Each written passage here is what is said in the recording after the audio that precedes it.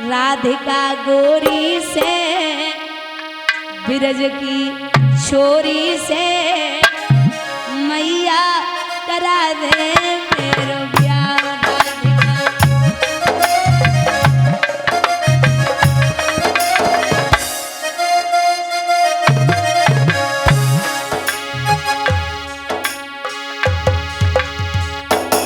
मैया यशोदा बोली लाला उम्र तेरी छोटी है, उम्र तेरी छोटी है, उम्र तेरी छोटी है, नजर तेरी कोटी है, कैसे कराए तू तेरा ब्याह।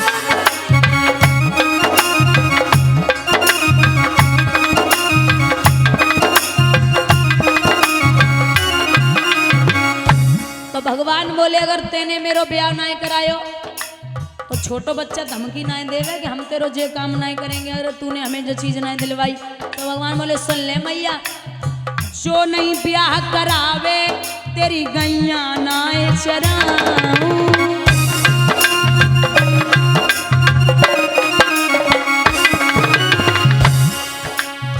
आज के बाद मेरी मैया तेरी देहरी पे ना आऊं।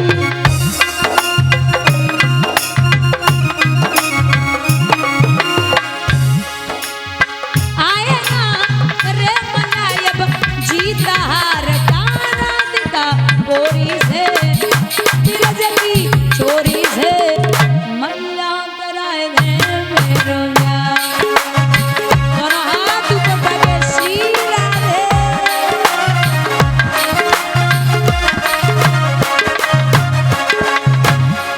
और माँ छोटी सी दुल्हनिया जब अंगना में डोलेगी,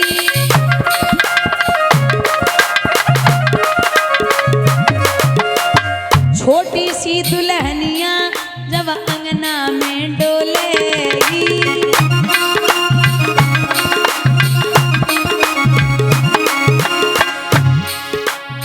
तेरे सामने मैया जो घूंघट ना खोलेगी।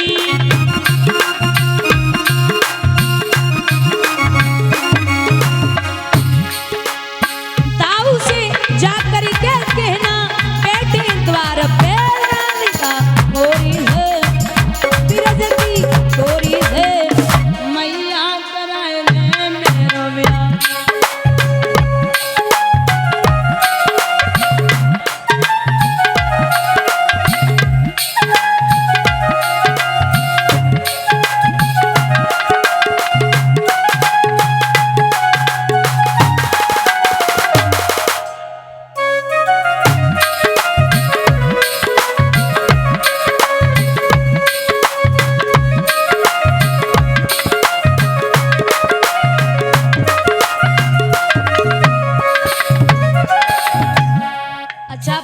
से काम नहीं चलो तो एक लालच दे रहे।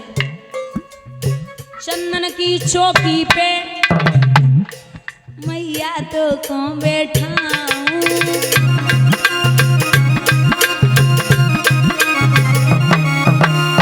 अपनी राधिका से मैया में चरण तेरे दबाऊं।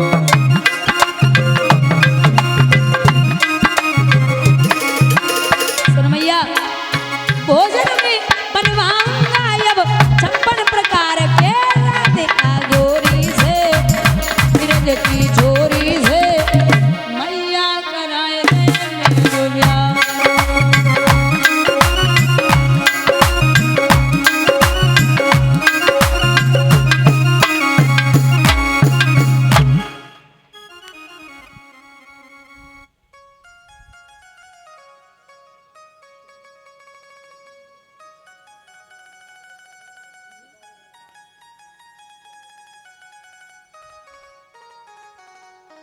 भैया यहाँ जी कृष्ण हमारे जब राधा को लेके निकले, छोड़वे के लाइन कीर्ति ने बड़े प्यार से बिठायो, भोजन पानी करायो। कुशलात पूछी, कहा जाओ मेरी बेटी के साथ आते जाते रहना। सुबह राधा के खरक में सब सखियां आपस में बैठी बातें कर रही। एक बोली ललिता, बोली ओरी आली, कोरी दोहनिया सजाई है, उन मन मोहन के जिमावे को दामा पे खबर पठाई है। शीला बोली ओरी आली, शंकर को खूब मनाओ है, उन मन मोहन के जिमावे को श्यामा को दूध जमाओ है। आज भगवान मेरे घर पे आवेंगे। आपस में बातें कर रही, तब तक एक लंबो घूंघट मारे बहू बैठी बनाए बोली रही। तो जवाब दो, तुमने भगवान को ना देखो का?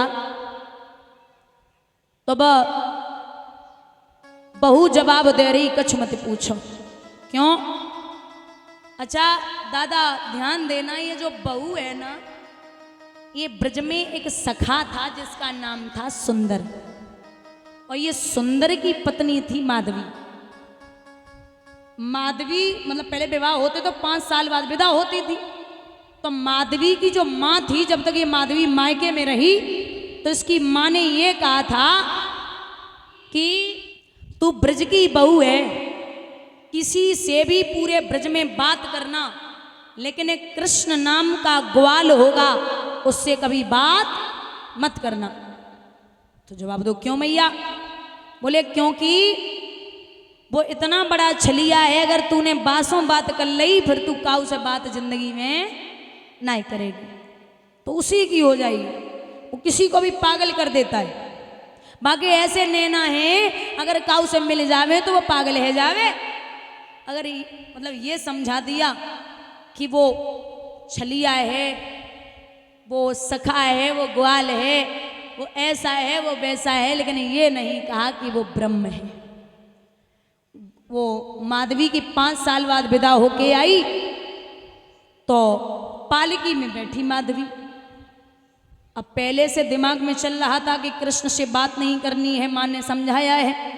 तो पालकी में बैठी, सुंदर से भगवान बोले भैया पालकी में कौन है? बोले तुम्हारी भाभी। अच्छा तो मिलवाओ जरा। सो माधवी थोड़े से घूंघट में थी, पर्दा हटाई, जवाब दो, भाभी प्रणाम करता हूँ। घूंघट से ही प्रणाम किया। भाभी जरा चेहरा खोल के दिखाइए, मैं आपसे मिलना चाहता हूँ, मैं यशोदा का बेटा कृष्ण हूँ। जो सुनी तो पहले तो इतना पड़ोरा लंबो डाल लियो। बोले ये वही छलिया है जिसके लिए मेरी माँ ने मना किया था। भगवान दूसरी बार बोले भाभी जरा चेहरा दिखाइए, मैं यशोदा का बेटा कृष्ण। नहीं बोली। तीसरी बार भगवान बोले मैं आपकी सौगंध खाता हूं, अगर आज आपने हमें अपना चेहरा नहीं दिखाया तो कृष्ण आपसे वादा करता है कि जीवन में कभी आपको अपना चेहरा नहीं दिखाएगा। इतनी कह के कृष्ण चले आए, लेकिन माधवी ने अपना मुख नहीं खोला। अब एक कहावत सुनी होगी कि वृंदावन में रहोगे तो राधे राधे कहोगे। सबसे पहली बात कि वो ब्रज की बहू है, और दूसरी बात कि जो वो उसके पति है वो कृष्ण के परम मित्र हैं। अब बताओ वो कहाँ जाए? तो वृंदावन में रोज हरे कृष्ण हरे कृष्ण हरे कृष्ण हरे कृष्ण। रात्रि में तो माधवी चारों तरफ से कपड़े रख लेती, दांती को पीस के बोलती क्या रखा इस कृष्ण में? मेरी माँ बोलती थी कि वो काला कलूटा सा है, कुछ है ही नहीं। लेकिन 2-3 महीने बाद माधवी ने क्या किया, जिस जगह सब गोपियां पानी भरने जाती थी जमुना जी पे, तो वहीं उसने घड़ा उठाया और रात्रि के 5 बजे ना आए, सुबह 5 बजे ना, रात्रि के 1:30 बजे पहुंच गई।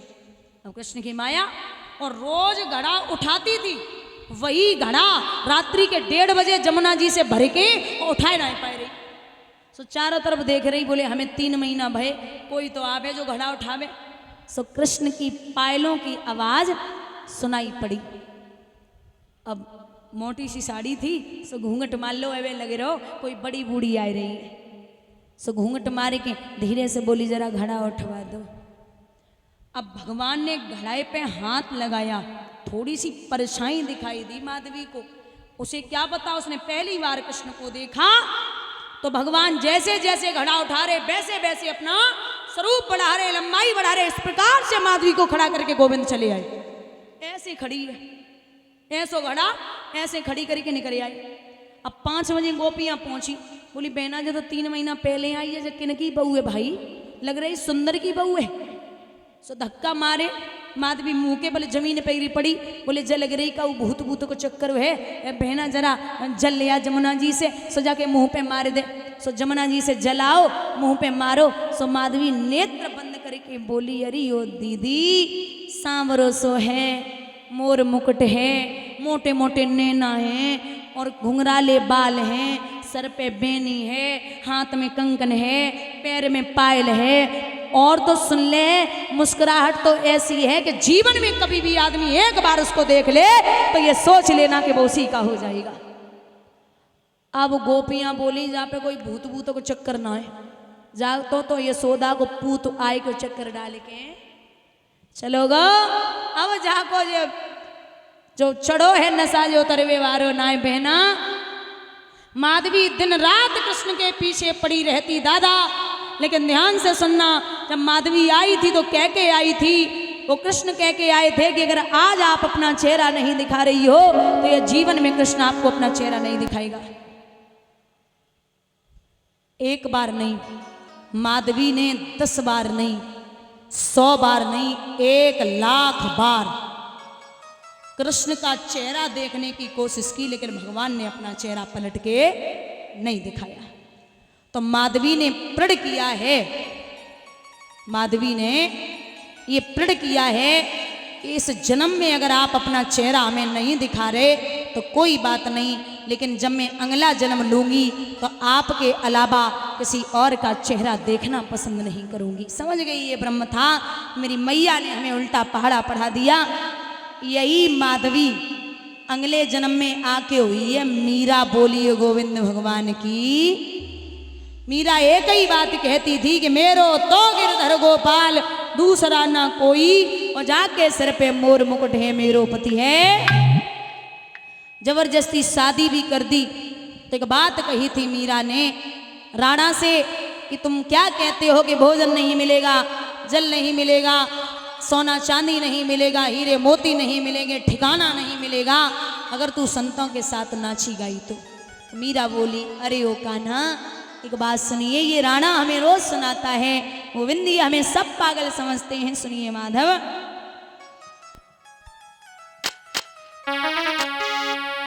मोहे पागल जमाना के कन्हैया तेरे लिए।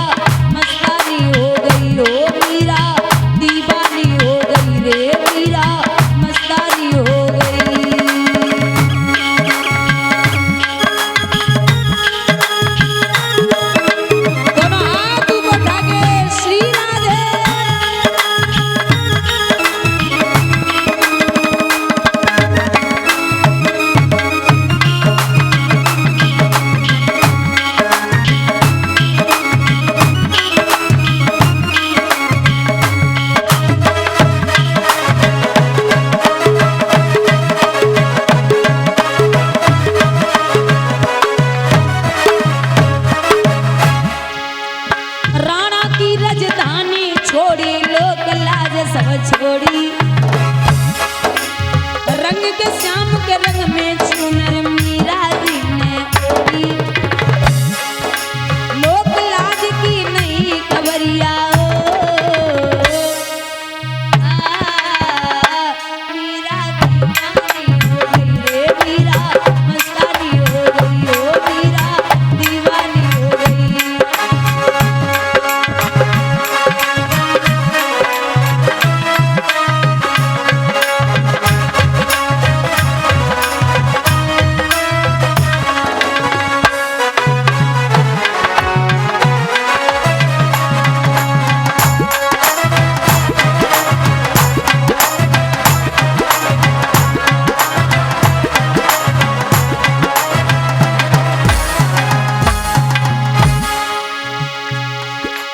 इस दुनिया